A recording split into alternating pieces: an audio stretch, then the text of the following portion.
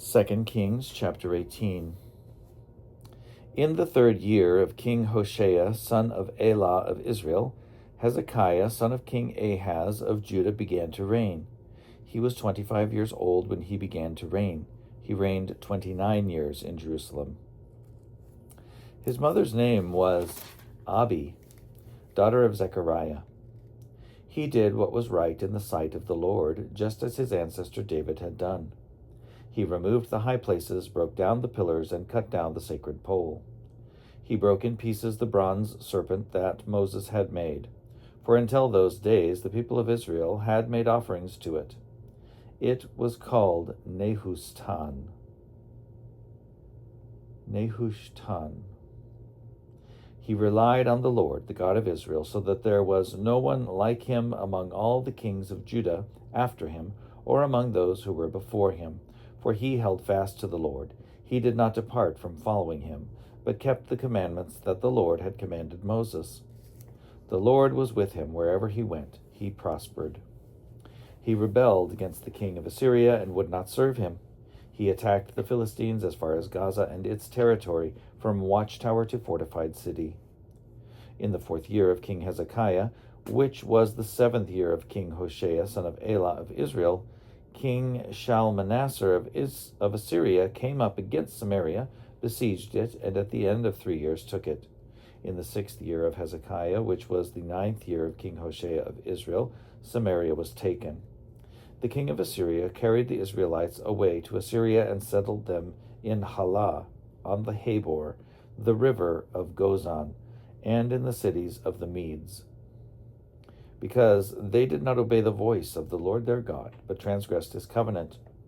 All that Moses, the servant of the Lord, had commanded, they neither listened nor obeyed.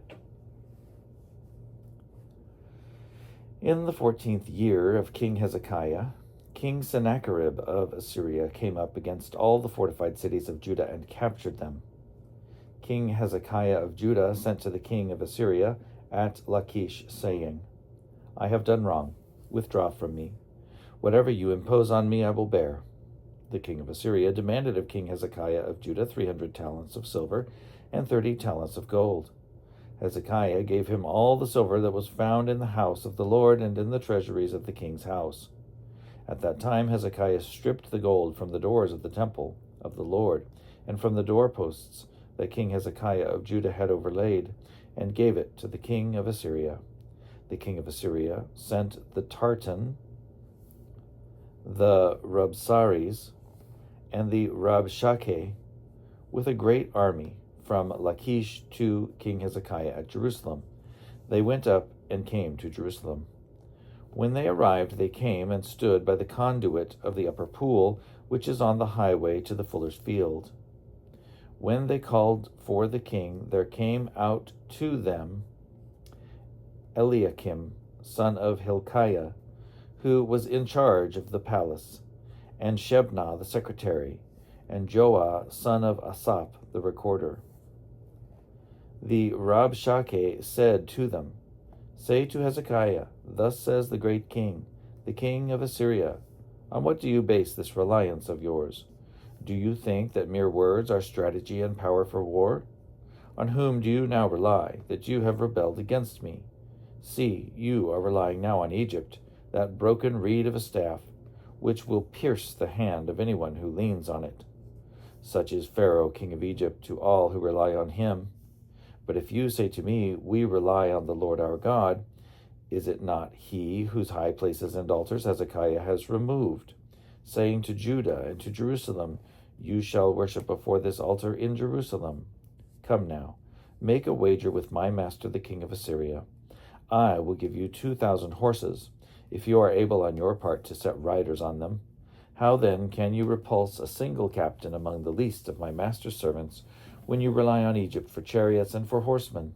Moreover, is it without the Lord that I have come up against this place to destroy it? The Lord said to me, Go up against this land and destroy it. Then Eliakim, son of Hilkiah, Shebna, and Joah said to the Rabshakeh, Please speak to your servants in the Aramaic language, for we understand it. Do not speak to us in the language of Judah within the hearing of the people who are on the wall. But the Rabshakeh said to them, Has my master sent me to speak these words to your master and to you, and not to the people sitting on the wall, who are doomed with you to eat their own dung and to drink their own urine? Then the Rabshakeh stood and called out in a loud voice in the language of Judah, Hear the word of the great king, the king of Assyria. Thus says the king, Do not let Hezekiah deceive you, for he will not be able to deliver you out of my hand. Do not let Hezekiah make you rely on the Lord by saying, The Lord will surely deliver us, and this city will not be given into the hand of the king of Assyria. Do not listen to Hezekiah, for thus says the king of Assyria, Make your peace with me, and come out to me. Then every one of you will eat from your own vine and your own fig tree, and drink water from your own cistern, until I come and take you away to a land like your own land, a land of grain and wine, a land of bread and vineyards, a land of olive oil and honey, that you may live and not die. Do not listen to Hezekiah when he misleads you by saying, The Lord will deliver us. Has any of the gods of the nations ever delivered its land out of the hand of the king of Assyria? Where are the gods of Hamath and Arpad? Where are the gods of Sepharvaim, Hena, and Eva?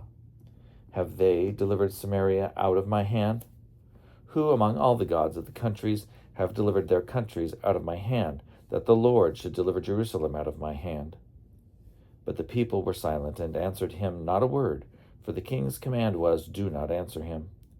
Then Eliakim, son of Hilkiah, who was in charge of the palace, and Shebna the secretary, and Joah, son of Asaph the recorder, came to Hezekiah with their clothes torn, and told him the words of the Rabshakeh.